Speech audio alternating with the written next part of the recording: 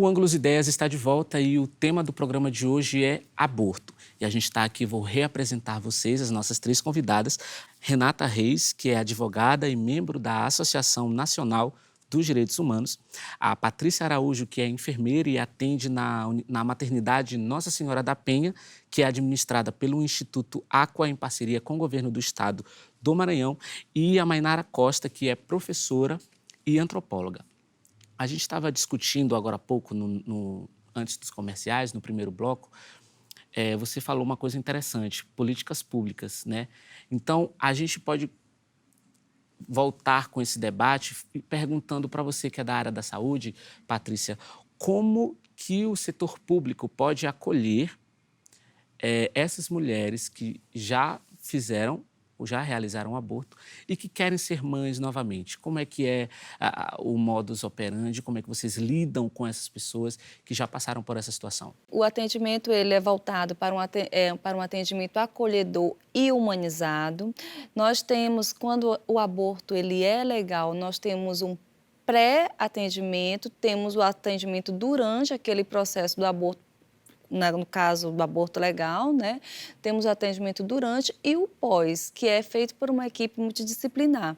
E quando elas chegam na unidade de saúde, já relatando uma nova gestação, mesmo aquelas que sofreram um aborto espontâneo, um aborto induzido, e elas veem aquilo ali como uma nova oportunidade. Então, o cuidado é maior. O cuidado com o bebê começa-se a partir do momento em que o beta-HCG dá positivo.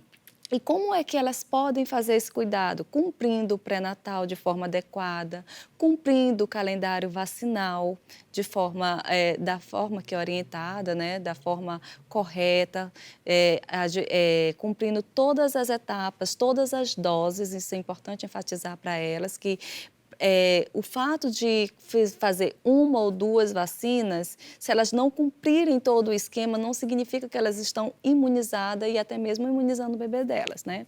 Então, elas veem isso como cumprindo uma alimentação adequada também, que a gente vê todo. Então, é todo um cuidado, todo um processo. Então, esta nova gestação, ela é vista pelas próprias gestantes como uma nova oportunidade. Elas querem fazer, na maioria das vezes, elas querem fazer nesta nova oportunidade aquilo que elas deixaram de fazer quando foram induzidas a um aborto. Agora, você já deve ter atendido alguma mulher, uma paciente em situação de risco por conta do aborto.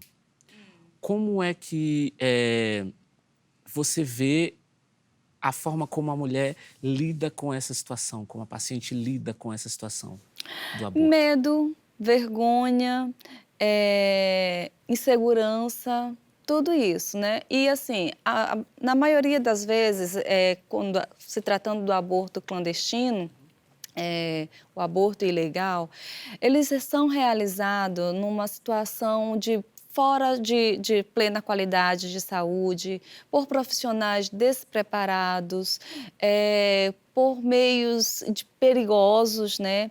Então, muitas das vezes, nas 50% das vezes, elas precisam de um atendimento médico para finalizar este aborto. E quando, às vezes, procuram de forma tardia, isso pode evoluir para uma infecção, para uma hemorragia, para um quadro de sepse, pode levar à morte materna.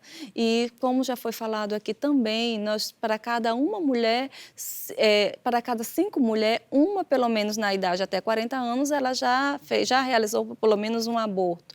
Então, a gente sabe que hoje o aborto, ele é um dos maiores motivos, uma das maiores causas de morte materna, o que torna essa questão de saúde pública, né, de uma das maiores causas de problemas de saúde pública no país, né? Então, Patrícia, essa sua fala trouxe à tona um ponto importante nesse debate, que é que o aborto é uma realidade social, embora crime acontece. Então, nos grandes círculos sociais que a gente vive, igrejas, trabalho, família, vizinho, muito provavelmente existe um caso de uma mulher que pelo menos uma vez tenha realizado isso. Então, acontece. Só que as consequências negativas, é curioso porque elas são muito voltadas a um determinado público, a um determinado grupo de pessoas. A Pesquisa Nacional de Aborto, ela diz que o maior número de mulheres que realizaram aborto são de mulheres negras, pobres, de áreas periféricas das regiões Norte, Nordeste e Centro-Oeste. Então, a gente vê que, aqui, por exemplo, você, Mainara, a que você atribui essa amostragem de pessoas, essa situação? Então, essas interseccionalidades, por exemplo, raça, cor, etnia, religião, classe social, todas essas são demarcadas porque o aborto ainda é ilegal. Ao ser ilegal, condena essas mulheres a práticas clandestinas, porque mulheres com classe social abastada, ou seria de classes populares ricas ou médias, a essas é garantido o aborto. Você quer dizer, então, que legalizando o aborto diminuiria?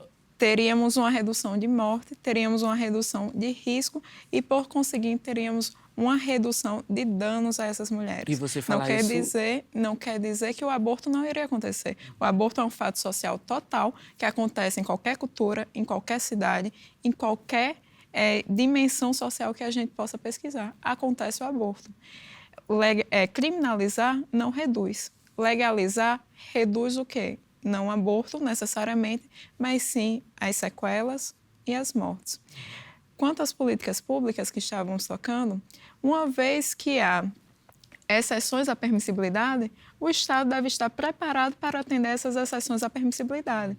Já que estamos falando da Pesquisa Nacional de Aborto, é importante também destacar que dos 37 programas de atendimento espalhados pelo Brasil, apenas 2 estão com equipe multidisciplinar. Os outros 35 estão com equipe de plantonista, ou seja, não temos ali médicos capacitados para atender as parturientes, não temos assistentes sociais capacitados para atender as parturientes, nem tampouco temos psicólogos ali especializados para atender mulheres vítimas de violência sexual, mulheres à procura do aborto por fetos ancéfalos. Por quê? Porque existe o programa, não existe um tratamento adequado. Uhum. Mas surgiu um paradoxo aí no que se falou, porque em agosto vão começar as audiências públicas, as votações no Supremo. A relatora vai ser a Rosa Weber, ela que vai estar à frente aí dessa votação para legalizar o aborto. Mas você acabou de dizer que de 37, 35 não funcionam de forma adequada. Como iniciar um diálogo, como iniciar um debate, levando em consideração que os dados que você trouxe mostram uma situação totalmente contrária a uma implantação dessa legalização do aborto? Então, ao passo que legaliza, também capacita. Lá no Rio Grande do Norte, onde eu fiz minha pesquisa e da onde eu sou, em 2008, o Ministério da Saúde implantou o serviço de atendimento às vítimas de violência sexual, que é o PAVAS. Lá, ninguém estava apto a realizar o aborto legal. Ninguém conhecia a realidade do aborto legal. No entanto, foram capacitados para realizar o aborto legal. Uma psicóloga, um assistente social e uma médica que não fizeram concurso para estar lá exercendo aquela função, mas estavam lá a partir da capacitação. As pessoas aprendem. Somos seres fluidos e híbridos, então vamos sempre evoluindo de modo a aprender novas técnicas, não é? Então não seria isso que poderia vir a criar um empecilho, uma barreira para a legalização do aborto. A legalização que está discutindo lá na 447, na DPF 442, desculpa, seria justamente a legalização até o 3º mês. Até o 3º mês vai muito consistente com a ideia biológica do que é vida. Então, ainda estaríamos aqui associando vida a mais uma das nossas instituições, a uma instituição médica, mais uma vez, o poder interferindo aqui no que é vida e no que é legal. Então, seria mais ou menos isso. Então, Renata, a gente estava comentando, né, sobre... A Patrícia comentou sobre os casos, os procedimentos ilegais que acontecem. Quais são, segundo o direito, as sanções às mulheres que realizam esse aborto ilegal e aos médicos, aos especialistas que realizam esse procedimento ilegal? Quais são as punições? Então, para as mulheres que seriam os sujeitos ativos, né, nós teríamos aí a prisão de 1 a 3 anos e ao médico até 4. Alguma possibilidade de perder o direito de... Em relação ao médico, Uhum. sim, em relação ao médico, o médico também está sujeito como chama? Ao Código de Ética Médica, e lá também ele vai ter as sanções aplicadas, né, no caso de atuação irregular da profissão. A Mainara, agora há pouco, falou sobre a tentativa dessa discussão, dessa aprovação, né, da legalização do aborto como forma de se aproximar das questões biológicas, né, da vida. Então, a gente volta a palavra para você, Patrícia, que a gente estava conversando agora há pouco. Existe algum momento da gestação em que o feto ele começa a sentir, a ter, né, essas Essa experiências sensibilidade, de sensibilidade? o desenvolvimento do sistema nervoso começa a ser a partir da 24ª semana, né, de acordo com pesquisas. Então, alguns falam, né, as pesquisas aí relatam que antes da 24ª semana não tem essa sensibilidade, esse sentimento, mas a partir de então ele já passa, sim, a desenvolver todo o sistema nervoso dele já está ali desenvolvendo, ele já está apto a sentir as emoções, né? Começa a ser ali a partir daquele momento, tá? E ela falou aqui a questão do conselho de ética do profissional de saúde. Quero deixar claro que nós, enquanto profissionais da saúde, nós temos o direito de escolher a participar ou não do ato de aborto, sendo este legalizado ou não, tá? Sendo este legalizado. Então, assim, a partir do momento que a paciente chega até lá, mesmo sendo numa situação legal, mas eu, enquanto profissional de saúde, eu decido se eu quero ou não participar daquele processo.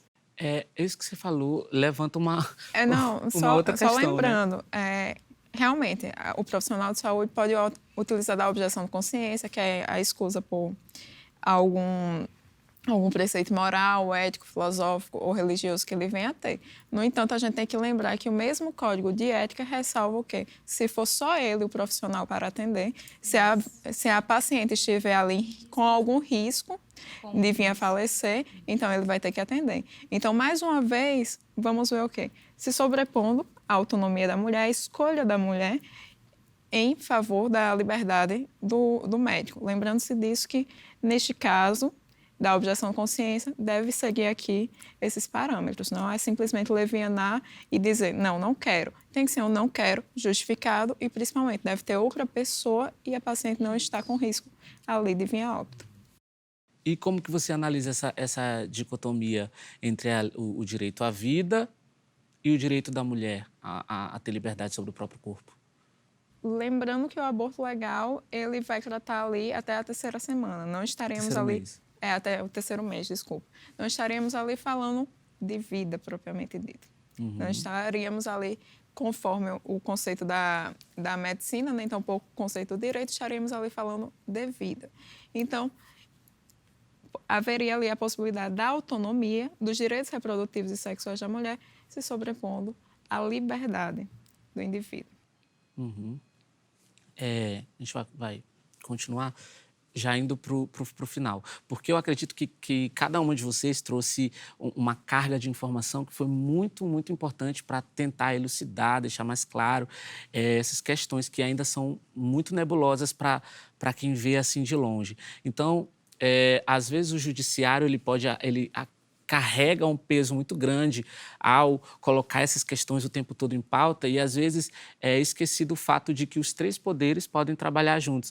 Então, você tem o poder executivo, você tem o poder do legislador e você tem o poder de quem pode julgar esses casos. Então, quando você vê esses 3 poderes discutindo com profissionais da área da saúde, da área do direito e com a sociedade organizada, a gente consegue um debate muito mais claro. É entender o que implica o aborto, as consequências que a legalização dessa prática pode trazer, tentar entender o que motivou, né, essa discussão, a mulher com o seu direito à vida, mas tentando o seu direito à liberdade do próprio corpo, mas levando em consideração também a concepção de um ser vivo, de uma pessoa também que, né, de alguém que vai se tornar uma pessoa, de alguém que vai nascer. Então é muito importante que a gente coloque esse ponto, essa questão em pauta, porque está muito atual e a gente está aí trazendo essa discussão motivado pela legalização do nosso país vizinho, a Argentina, país como o Uruguai também.